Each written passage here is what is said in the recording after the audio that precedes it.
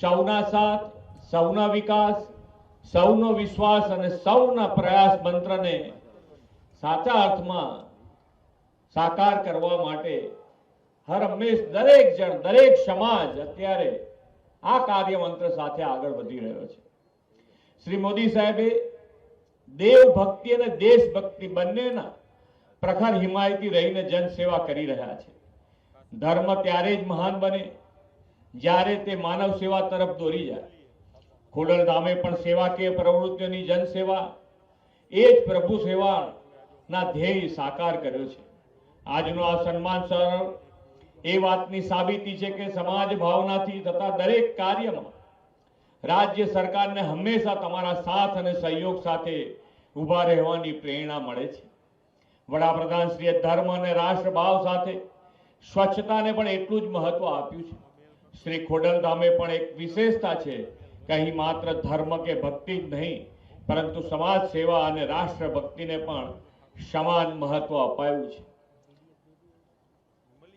મંદિરના પરિસરમાં સ્વચ્છતા, શિસ્ત અને પ્રાકૃતિક સૌંદર્યતા એ દર્શાવે છે કે જ્યારે ધર્મ અને રાષ્ટ્ર ભાવના સાથે ચાલે ત્યારે સમાજ વધુ શક્તિશાળી અને સંવેદનશીલ બને છે।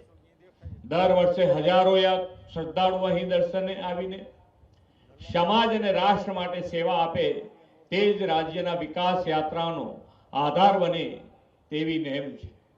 ખોડલધામ ટ્રસ્ટ કાગવાડના તમામ પ્રયત્નોમાં એક મર્મ સ્પષ્ટ છે કે સમાજ સાથે, સમાજ માટે, સમાજ સેવા માટે।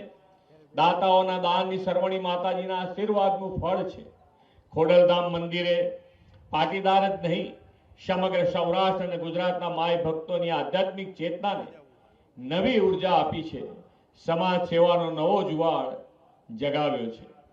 શિક્ષણ અને કૃષિ ક્ષેત્રમાં યોગદાન આપીને ખોડલધામ રાજ્યના વિકાસની અપાર તકો સાથે ઊભું રહ્યું છે। સ્પર્ધાત્મક પરીક્ષાથી લઈ વ્યવસાયિક શિક્ષણ સુધી યુવાઓને સશક્ત બનાવવા માટેની ટ્રસ્ટની પહેલ ભાવિ પેઢીના ઉજ્જવળ ભવિષ્ય માટે શક્તિ આપે છે। સરકાર પણ યુવા સામર્થ્ય, કૌશલ્ય વિકાસ અને ખેતીના આધુનિકરણ માટે સતત કાર્યરત છે। હમણાં જ યોજાયેલી ચિંતન શિબિરમાં સૌએ આ બધા વિષયો પર ફોકસ રાખીને રાજ્યના ભાવિ વિકાસનું રોડમેપ સંગીન કરવાનો નિર્ધાર કર્યો છે। ખોડલધામના પ્રણેતા નરેશભાઈ અને ટીમ આરોગ્યધામના પણ એક પ્રેરક બન્યા છે તે ખુશીની વાત છે। આ ટ્રસ્ટ દ્વારા વિકસાવવામાં આવી રહેલી કેન્સર હોસ્પિટલ અને રિસર્ચ સેન્ટર માત્ર સારવારનું કેન્દ્ર નહીં પરંતુ દર્દી નારાયણના માટે આરોગ્ય સેવાનું ધામ બનશે એવું હું સમજુ છું। વડાપ્રધાન શ્રી નરેન્દ્રભાઈ મોદી હંમેશા કહે છે સંસ્થાઓ, સરકાર અને સામાન્ય નાગરિક ત્રણે મળીને કામ કરે ત્યારે જ રાષ્ટ્રનો વિકાસમાં ઝડપ આવતી હોય છે। જ્યારે સમાજ સંગઠિત, સંવેદનશીલ અને પર્યાવરણ માટે જવાબદાર બને ત્યારે જ વિકાસને ગતિ મળે છે। વડાપ્રધાન શ્રીએ એન્વાયરમેન્ટ ફ્રેન્ડલી ગ્રીન ગ્રોથ સાથેના વિકસિત ભારત 2047નો સંકલ્પ કર્યો છે। રાષ્ટ્ર હિતના દરેક કામમાં ખોડલધામ કાગવાડ સક્રિય રહ્યું છે।